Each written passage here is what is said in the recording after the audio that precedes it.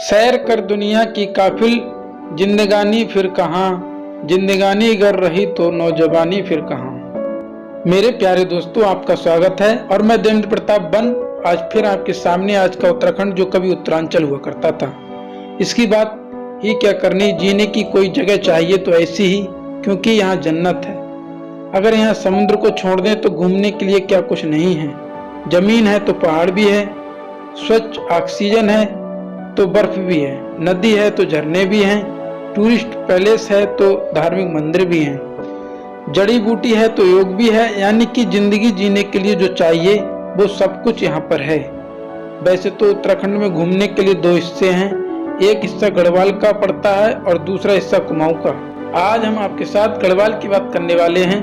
गढ़वाल में दिखाने वाले हैं क्या क्या घूमने की जगह है, और खासकर जो मेन जगह है। वैसे तो पूरा गढ़वाल ही घूमने की जगह है, तो आइए आपको लेकर चलते हैं उत्तराखंड के गढ़वाल के सफर पर। उत्तराखंड की मनोरम वादियों, हिमालय, झील, झरने और तालों को देखने के लिए दुनिया भर के पर्यटक यहाँ आते हैं। नैनीताल हो या फिर मंसूरी, ये शहर पर्यटकों से भरे रहते हैं, जबकि ये कुमाऊं में है। उत्तराखंड की नेचुरल खूबसूरती के बारे में क्या कहा जाए, इसके आगे तो यूरोप की खूबसूरती भी फेल है, ऐसा वहां से आने वाले लोग बताते हैं। ये आपको उत्तराखंड के उन 5 टूरिस्ट डे के बारे में बताते हैं जो बेहद खास हैं।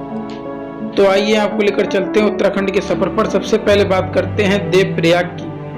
देवप्रयाग वो जगह है जो पहला प्रयाग पड़ता है। वैसे उत्तराखंड में कई प्रयाग हैं, और देवप्रयाग जब हम उत्तराखंड के प्रवेश द्वार यानी कि ऋषिकेश से ऊपर बढ़ेंगे तो लगभग 70 किलोमीटर की दूरी पर यह प्रयाग पड़ता है। देवप्रयाग समुद्र तल से 830 मीटर की ऊंचाई पर है। ऋषिकेश से देवप्रयाग की दूरी महज 70 किलोमीटर के करीब है। ये खूबसूरत जगह अलकनंदा भागीरथी नदी के संगम पर बसी है। कहा जाता है कि देवभूमि उत्तराखंड के 5 प्रयागों में से एक देवप्रयाग है। मान्यता है कि जब राजा भागीरथी ने गंगा को पृथ्वी पर उतारने के लिए मनाया था, उसके साथ ही 33 करोड़ देवी देवता भी गंगा के साथ स्वर्ग से देवप्रयाग पर उतरे थे। सोचिए कि जिन 33 करोड़ देवी देवताओं की हम बात सुनते हैं वो देवप्रयाग में आ चुके हैं। यही वो जगह है जहां भागीरथी और अलकनंदा नदी का संगम होता है, जिसकी वजह से इसको प्रयाग कहते हैं। देवप्रयाग में बड़ी तादाद में श्रद्धालु आते हैं। ये बेहद मनोरम स्थल है जहाँ की खूबसूरती और शांत वातावरण श्रद्धालुओं और पर्यटकों के दिल को सुकून देता है।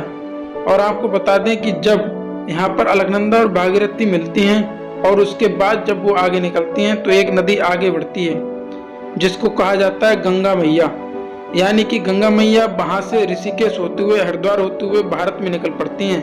अगर अगले स्थान की बात करें तो तपोवन गंगोत्री हिम नदी से 6 किलोमीटर की दूरी पर है।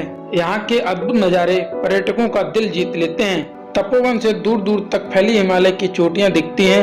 तपोवन को ही नंदनवन भी कहते हैं। यहाँ पर्वतारोहण के लिए कैंपिंग भी की जाती है। नंदनवन से शिवलिंग, भागीरथी, केदार, डोमथले सागर और सुदर्शन जैसी चोटियों का शानदार दृश्य दिखता है। आज जो आप तस्वीरों में देख रहे हैं उसको फील नहीं कर सकते। जब आप सामने होंगे तो उमड़ते हुए बादल, अचानक से आई हुई बारिश, अचानक से आया हुआ फॉग यानी कि धुंध, वहाँ की बर्फबारी, वहाँ के बर्फ के पहाड़ तो देखने के लायक होते हैं। पर्यटक यहाँ पर संतोपन, खर्चाकुंड, कालंदीकल, मेरू और केदार डोम पर ट्रैकिंग और कैंपिंग करते हैं। ट्रैकिंग के अलावा पर्यटक पर्वतों पर चढ़ाई और रॉक क्लाइंबिंग भी करते हैं। यहाँ पर हरियाली से भरे देवदार और चीड़ के वृक्ष पर्यटकों को काफी लुभाते हैं। आप जब वहाँ के चीड़ और देवदार के पेड़ों को देखेंगे तो आपको 90 के दशक की फिल्में याद आ जाएंगी।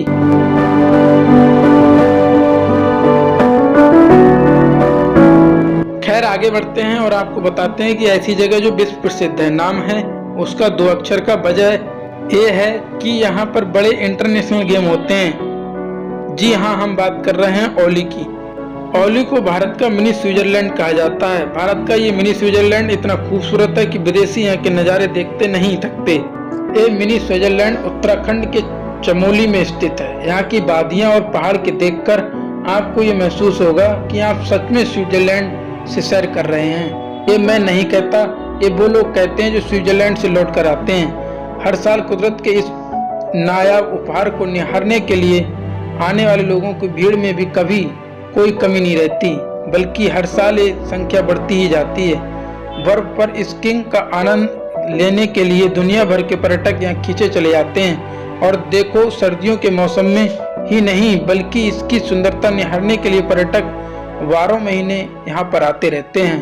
बर्फ की सफेद चादर ओढ़े पहाड़ों पर सूर्योदय से लेकर सूर्यास्त तक का नजारा देखने लायक होता है। और दोस्तों, यहाँ पर सिर्फ स्कीइंग स्केटिंग के अलावा बहुत से कुछ और भी गेम होते हैं जिसको खेला जा सकता है वहाँ पे। तो उसके साथ ही एक नाम तो आपने सुना ही होगा जिसे कहते हैं फूलों की घाटी। क्या आपने उत्तराखंड में सिर्फ फूलों की घाटी के बारे में सुना है?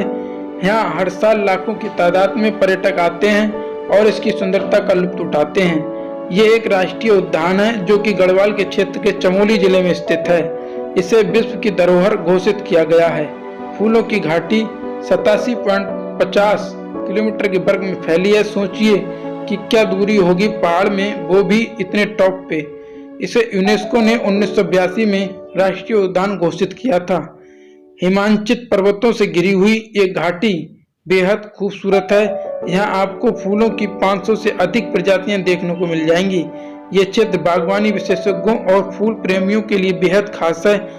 और उससे खास है यहाँ तक जाने का जो ट्रैक करके रास्ता पड़ता है, वो भी बहुत खास है। आपको बताएं, यहाँ पर एक अंग्रेज आया हुआ था, उसको ये जगह इतनी भा गई कि उसने यहीं पर अपनी समाधि ले ली और उस अंग्रेज की समाधि भी वहाँ देखने को मिलती है। दोस्तों, अगर आखिरी बात करें तो यहाँ से कुमाऊं और गढ़वाल दोनों लगता है। अगर इसकी तरफ देखें तो पहाड़ की दूसरी तरफ गढ़वाल ही नजर आता है। वो है मुक्तेश्वर। नैनीताल से करीब 46 किलोमीटर की दूरी पर स्थित मुक्तेश्वर धाम, जिससे उनके होटल और खाने के व्यवसाय में फायदा होता है। आपको बता दें कि जो उत्तराखंड है उसके कुमाऊं और गढ़वाल की बात करें तो गढ़वाल मुख्य रूप से पर्यटन पर ही डिपेंड करता है। कुमाऊं भी पर्यटक लोगों के ऊपर ही डिपेंड करता है क्योंकि यहाँ का जो मुख्य व्यवसाय है वो पर्यटन है। और अगर आप चाहते हैं कि इस तरह की जानकारी आपको मिलती रहे या फिर आप हमसे जुड़ना चाहते हैं तो हमारे चैनल को लाइक कीजिए और सब्सक्राइब कर लीजिए। जैसे ही इस चैनल को सब्सक्राइब करेंगे तो आपको हमारी सभी अपडेट और सभी वीडियो मिलने लगेंगी।